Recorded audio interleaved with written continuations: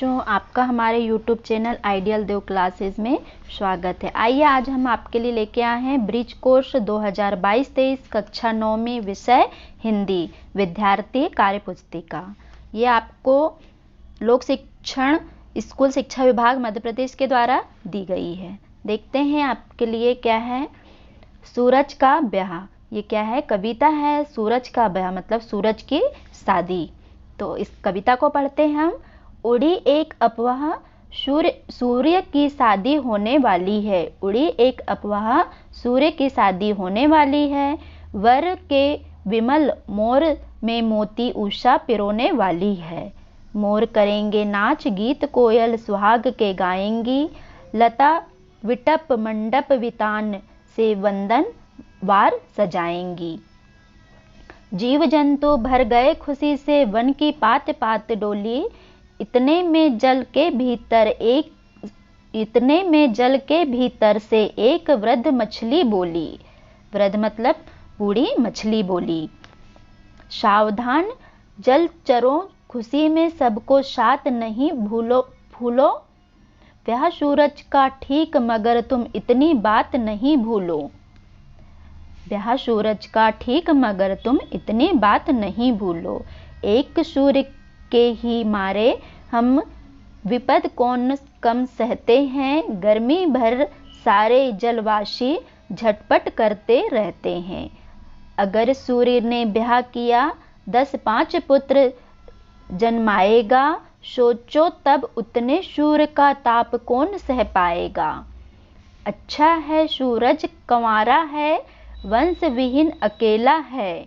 इस प्रचंड का ब्याह जगत की खातिर बड़ा झमेला है। ये कविता किसने लिखा है? रामधारी सिंह दिनकर जी ने। उम्मीद है कि आपको ये कविता पसंद आई हो। देखते हैं कार्यपत्रक पहला।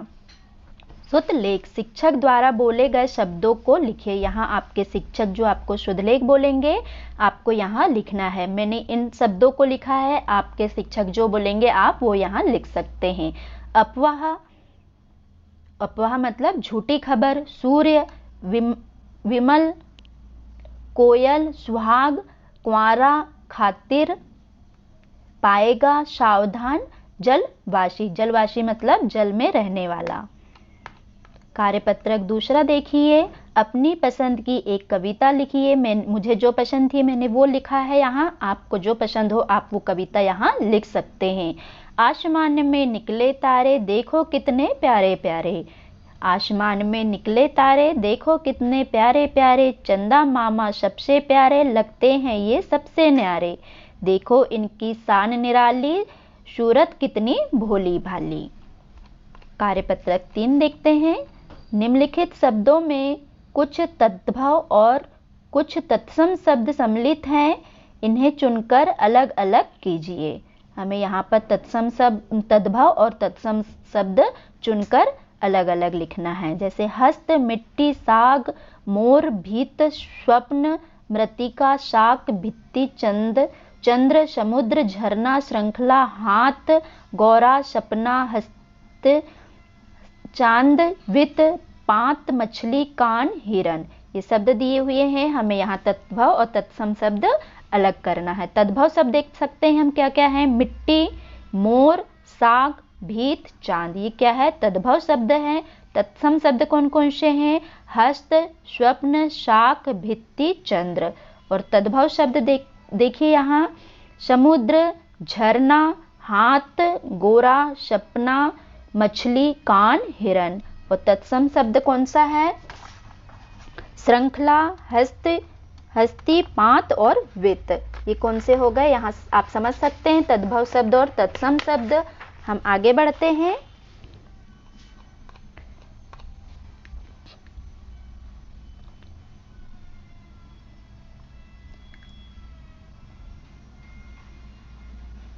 कार्यपत्रक चौथे की तरफ। कार्यपत्रक चौथा है। समान तुक वाले शब्दों को पहचान कर लिखिए। हमें समान तुक वाले शब्दों को पहचान कर लिखना है।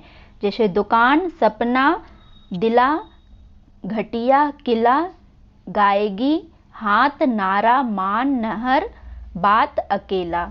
ये हमें समान तुक शब्द वाले शब्दों को लिखना है। जैसे कहर के समान क्या हो सकता है शब्द नहर, कान, मान, रात, बात, मकान, दुकान, अपना, सपना, साथ, हाथ। तारा, नारा, बिटिया, खटिया, खिला, किला, छिला, दिला, सजाएगी, गाएगी, झमेला, अकेला। कार्यपत्रक 5 देखते हैं। कविता में आए नए शब्दों का अर्थ लिखिए। कविता जो हमने पढ़ी उसमें आए नए शब्दों का हमें अर्थ लिखना है। अफवाह यानी उड़ती खबर, मोर यानी शहरे पर सजने का, बिमल यानी निर्मल, उषा मतलब भोर, सुहाग मतलब सौभाग्य, विटप यानी पेड़, मंडप यानी शादी का मंडप, वितान यानी विस्तार या फैलाव, पात यानी पत्ता पत्ता, वृद्ध यानी बूढ़ा, वंदनवार यानी माला से सजाना, जलचर यानी जल में रहने वाले, विपद यानी संकट, प्रचंड यानी भीषण, खातिर यानी के लिए कारण, कंवारा यानी कुआरा, ताप यानी गर्मी या तापमान, वंश विहीन यानी संतानहीन, झमेला यानी बखेड़ा, झटपट यानी परेशान होना। झटपट यानी परेशान होना। अब कार्यपत्रक 6वां देखते हैं।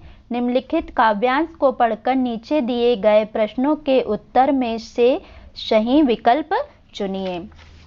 हमें यहाँ पर नीचे दिए गए उत्तरों में से सही विकल्प चुनना है। देखते हैं। कहती सारी दुनिया